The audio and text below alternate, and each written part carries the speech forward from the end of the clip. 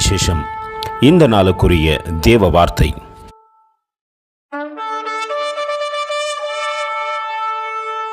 So shall my word be that goeth forth out of my mouth, it shall not return unto me void, but it shall accomplish that which I please, and it shall prosper in the thing whereto I send it.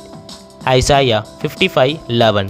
నిశ్చలముగా నా యొద్దకు మరలక అది నాకు అనుకూలమైన దాన్ని నెరవేర్చును, నేను పంపిన కార్యమును సఫలము చేయును.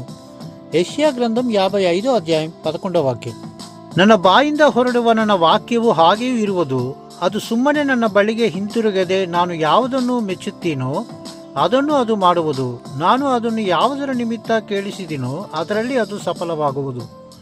ಯೆಶಾಯ 55:11.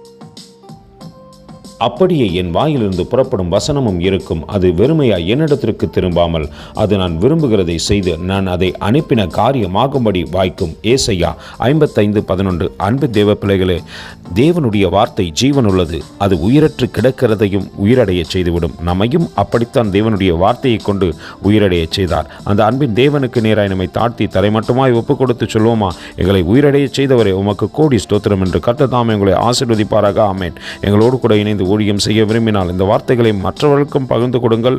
இது ராஜ்யத்தின் சுவிசேஷம். Thank you for watching. God bless you.